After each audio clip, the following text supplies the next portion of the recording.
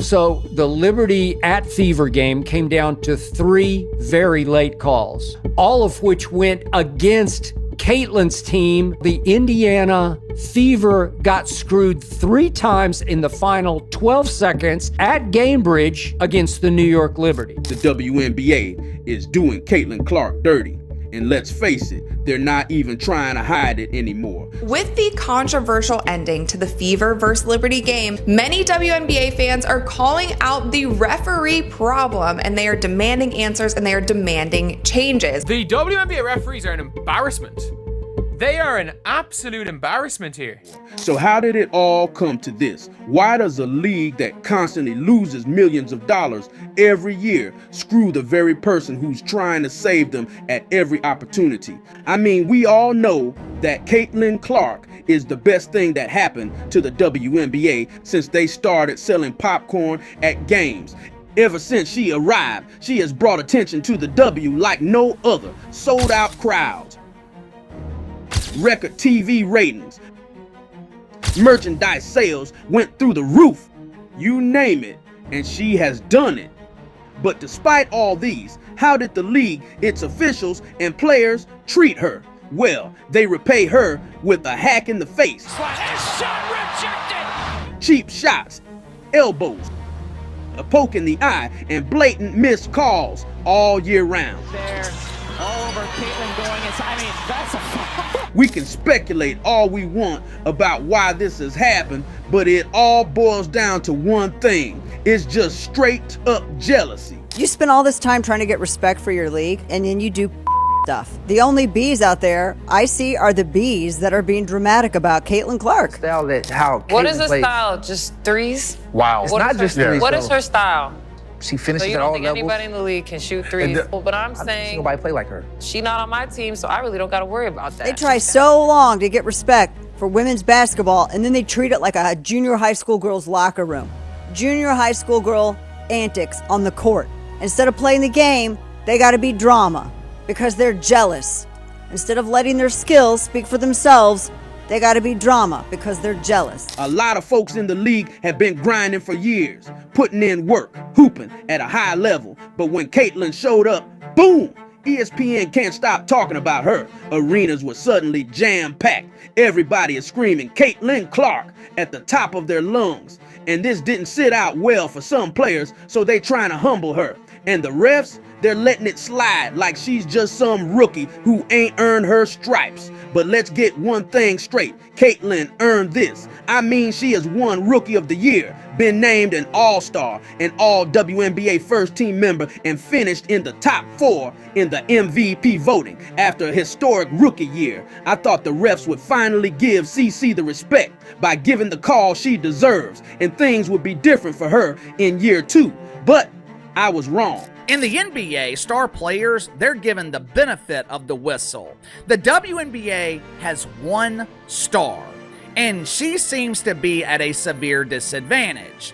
I would hope the WNBA wouldn't be that stupid, but this league has proven over and over and over they're capable of being a grade A dumbass. See, right from the jump, the W and the refs have already sent a strong message that the narrative is going to be the same. In their first matchup versus Atlanta, the refs rewarded the Dream with 32 free throw attempts, while the Fever only had 26. Then, in their rematch 2 days later, the officials handed out 23 free throw attempts as opposed to just 15 for CC and her crew. However, the game that really exposed their evil plan was the one against the Liberty, where the referees blatantly turned a blind eye just to get their point across. So help me out here. 12 seconds left. Caitlin Clark made a sensational bounce pass through heavy traffic in the lanes to Duana Bonner, who appeared to get tackled as she shot. Rammed. No call. What? Then on the other end, Lexi Hull of the Fever did a very nice job of just staying right with Sabrina as she drove to her left, did not appear to make any significant contact at all with Sabrina. Foul on Lexi Hull. Now, 2.2 left, inbounds to Caitlin Clark, who drove hard left on Natasha Cloud, who was all over Caitlin Clark as she went up into her shooting motion just before the buzzer. No call. Loose ball. turnover, game over. In that game, the Fever only had 15 free throw attempts. Meanwhile, the defending champs were rewarded more than twice of that with 32.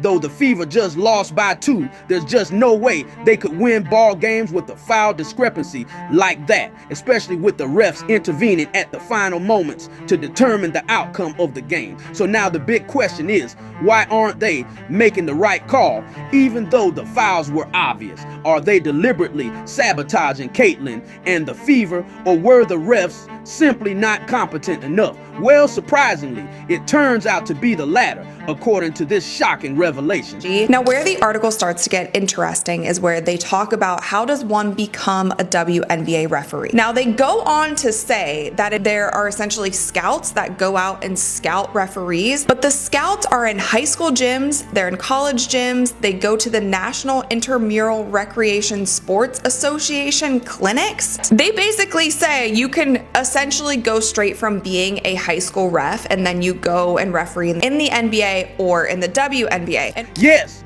you heard that right, folks. The WNBA's hiring process in finding new referees is that they're going to go to high school gyms and small recreational leagues and scout potential referees who are just getting started with little to zero experience. I mean, we're talking about officials whose only experience is refereeing high school games. Then all of a sudden, they're going to bring them on board and make calls in a professional environment like the WNBA, where the stakes are much higher. But see, the rabbit hole goes deeper than that, because believe it or not, the calls that are to be made are in fact influenced by external forces. this past season, many people criticize referees for the amount of physicality that is a part of today's WNBA game, urging officials to better protect players who are subject to hard fouls. But as directly as they may be involved, it's sometimes not entirely their call. What actually happens is that we have a competition committee for stakeholders,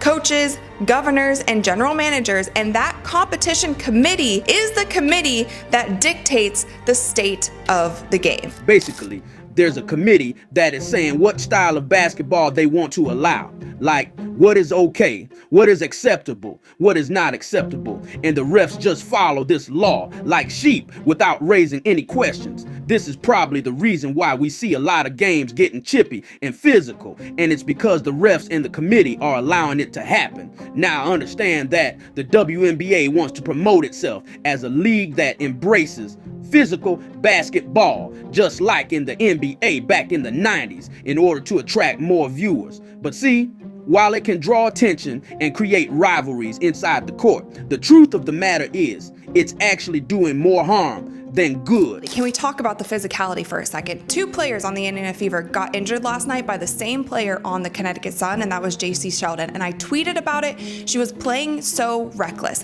When you dive for a ball, you don't land on somebody's leg. She landed on top of Sydney Colson's leg, and her leg got stuck and literally twisted around.